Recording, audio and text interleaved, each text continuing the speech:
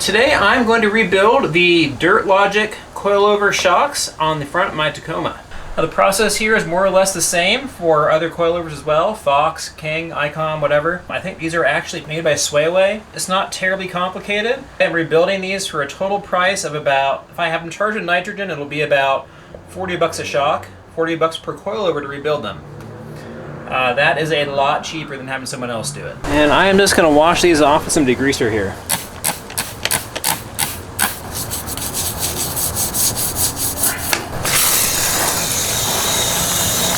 So this is my nifty, ultra cheap Harbor Freight spring compressor, and as you can see, it doesn't actually fit. It hits the shock body here. Okay guys, so I could not get the proper spring compressor here in time. It's back ordered, it's 3 months out. So I took the coilovers to a shop, had them take the springs off. They're gonna put the springs back on when I'm done and put nitrogen in the shocks. And it's only running me 50 bucks, so that's honestly pretty good. So what I'm going to do here is rebuild this coilover. Now, something I want to emphasize, I don't have any spec sheet for this. I contacted Fabtech. They gave me the part number for the rebuild kit. That was it. No spec sheet at all, so I'm going to show you at least how I rebuild one of these without instructions. First, I'm going to remove the cap off of the fill valve for the nitrogen. This is the, I believe, a Schrader valve. Clean out some of the junk around here. Alright, so right now the shock is in the fully extended position, and I'm going to release all pressure from this and then remove the valve core. There is a floating piston in here, nitrogen on this side, oil on this side.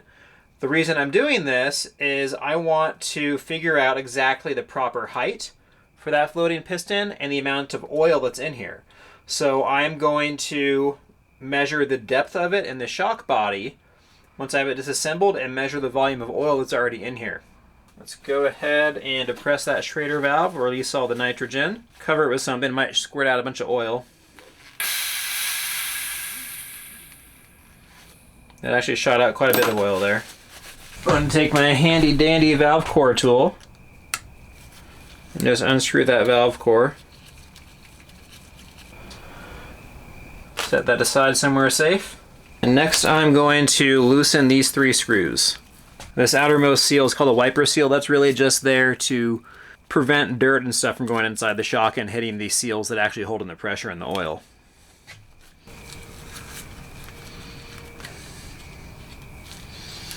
Okay, that should lift up easily. I'm going to clean this out so that way any debris on here, such as little Loctite bits, which is what I'm dealing with right here, do not fall inside. Any debris that gets in here is going to abrade and potentially tear the seals and make this thing leak a lot sooner than it should and make it need another rebuild. Now I'm going to thread these back in.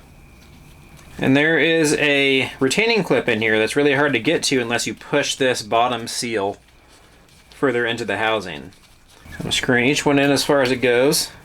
I'm going to move this down, make sure the holes are not aligned with the screws, and just tap that with a dead blow hammer. Here's the ring, and you just pop that out with a screwdriver. Try not to scratch anything. There we go.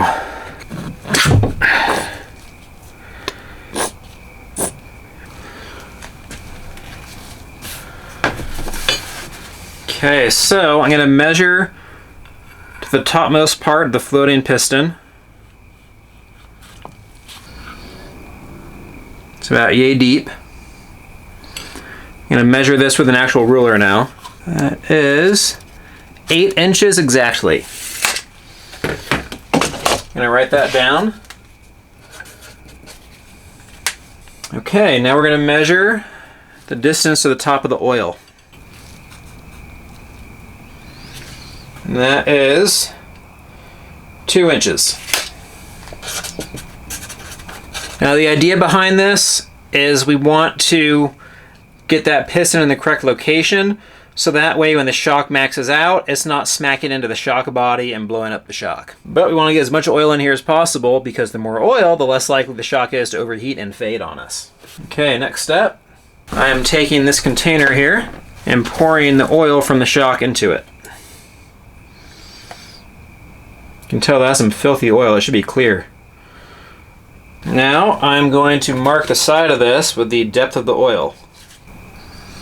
I don't know if you can see that or not. Next, I'm going to dump out this oil into a recycling container. Now I'm going to pull out that floating piston using my handy dandy piston tool.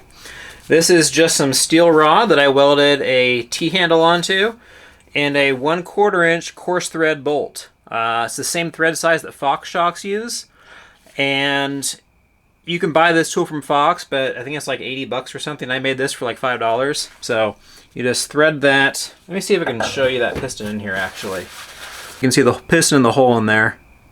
We're going to thread it into that hole and pull that thing out of here.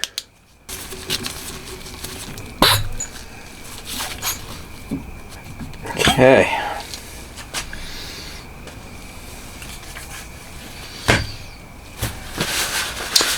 Now, I'm going to go clean this out with some brake cleaner. Next, I'm going to remove the seals from this. Carefully take the O-ring off it without scratching the aluminum. If you have to pierce the O-ring a little bit, so be it. You're going to replace it anyway.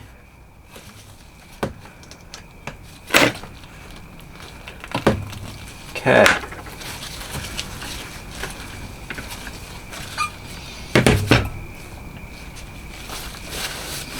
Wipe that off. And next, I am going to clean this off with some brake cleaner. Okay, I'm going to cut open my rebuild kit here.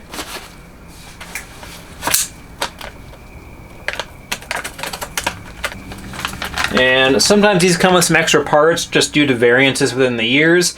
This has 2 O-rings in it for the floating piston in here. I need a thicker one. I'm comparing that to what's already in here. And what I'm going to do, get a little bit of oil handy in this little jug. So I get some oil in that O-ring, put it on there. This little plastic sleeve goes on next. I'm going to oil that too. Now this is actually ready to go back in the shock body. Smear that around in here and just kind of gently coerce this in while I pinch these ends together. There we go. There we go. And I'm going to push that down to 8 3/4 inches. Alright, next we're going to focus on rebuilding this.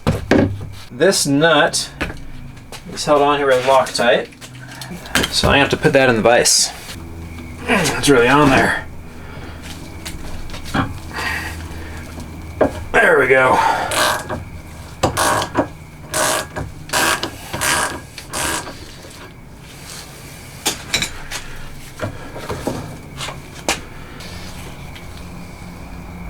Let's take a minute to look at the anatomy of this.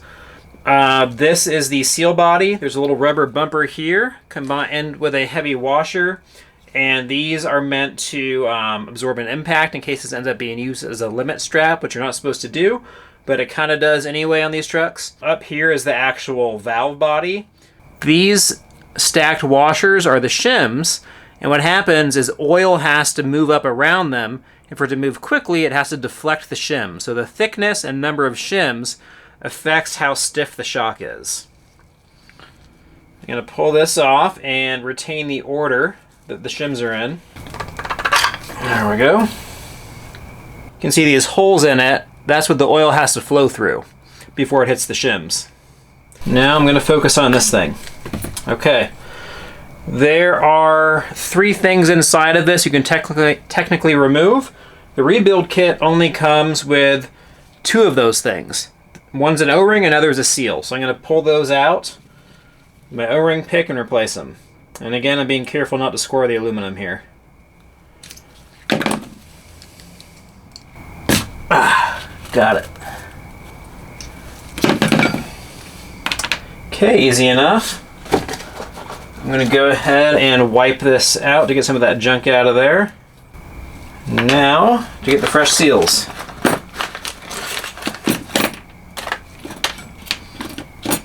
Be these 2 here. So again, Putting a little oil on these, and you just pop them in. And if you're thinking, oh no, I can't see inside it, what's he doing? Don't worry, you really can't. If you look at it, you'll know how it works. Like it's just that simple of a device here. Okay, that's in. A little more oil. Good measure. And we're going to go ahead and replace this outer one.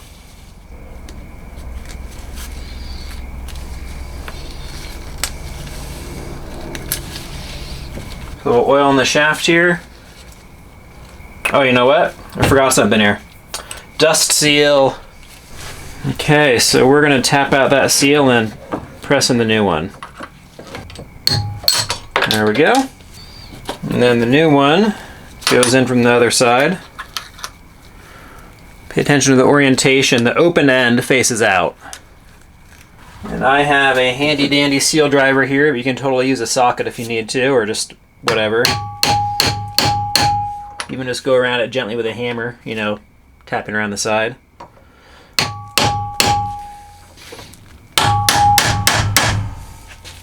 Okay, we're going to oil that up. Slide it on the shaft. Slide this on. Now we put the valve body back on.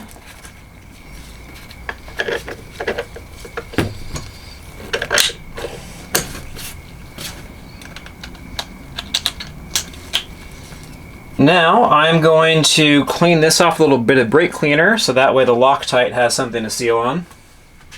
Something clean to cure on, I should say. A little bit of Loctite.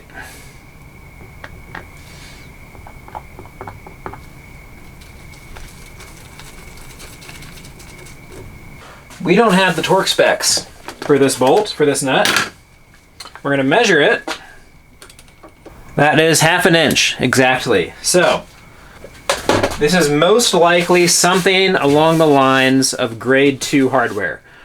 Fox uses stainless steel in the shock shafts, and their torque specs are something like, I want to say 34 or 37, something like that. You don't need to get these as tight as a lot of people think. And you don't want it too tight, because if it snaps off inside your shock, it will absolutely destroy the shock. You're not rebuilding it at that point. So I'm going to look this up in a general torque table. Okay, 1/2 inch grade 2 coarse thread bolt, 37 foot-pounds. If it was grade 5, it'd be 57. Now, when you torque, I'm sure it's not grade 8. No way it's grade 8. When you torque down a bolt that's been torqued before, you can get a feeling for when it reaches the previously set torque. It's when the threads start to stretch again and it suddenly gets a lot harder to turn. You'll get a feel for it. What I'm going to do, have my torque wrench set to 37 and crank it down and see if that feels right.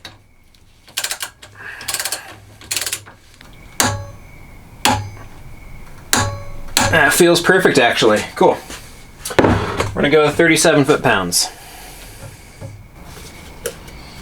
Okay. New one. Again, I'm going to put some oil on this thing. And just slide that thing on.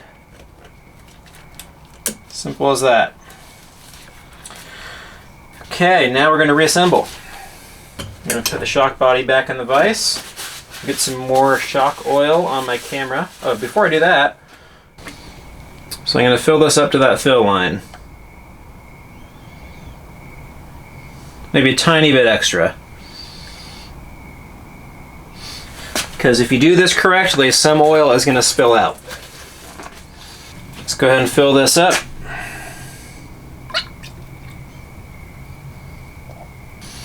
Now, we put this in here.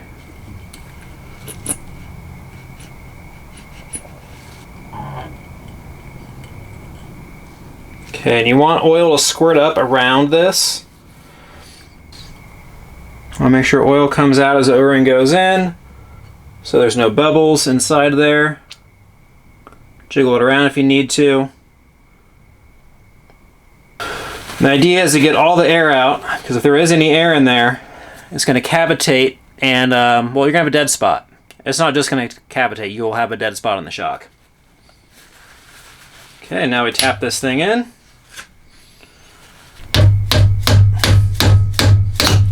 Cool. Put the clip back in.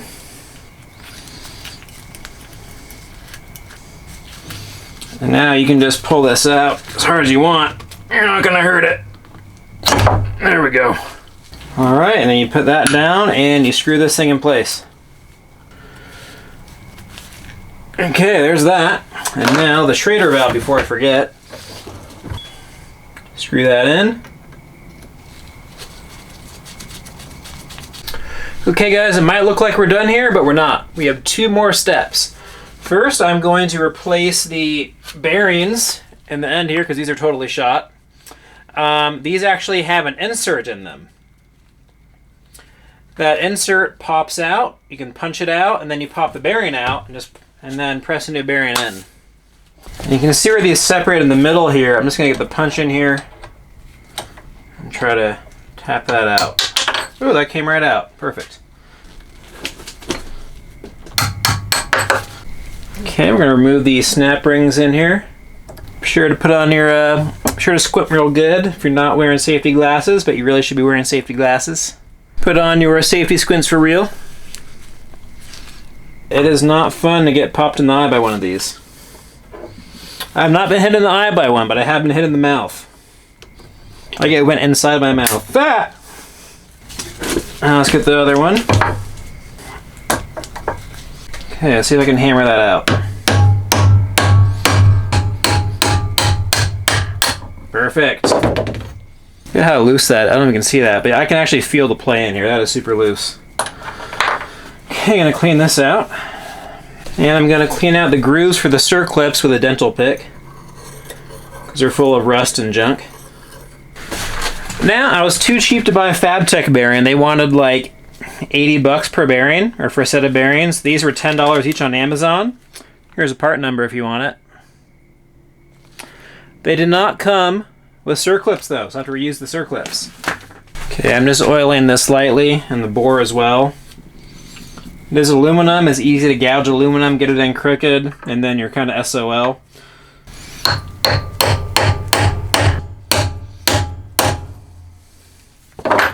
Just hammer that in until it hits the first retaining clip, and then you put the next retaining clip in. And that's all she wrote. Next, we put these spacers back in. Cool. Alright guys, final step before putting the springs back on. We're going to make sure that the shaft is aligned properly with the body. Otherwise, when you get the spring on it and you go to install it, the holes are not going to line up. And that means you got to take the spring back off.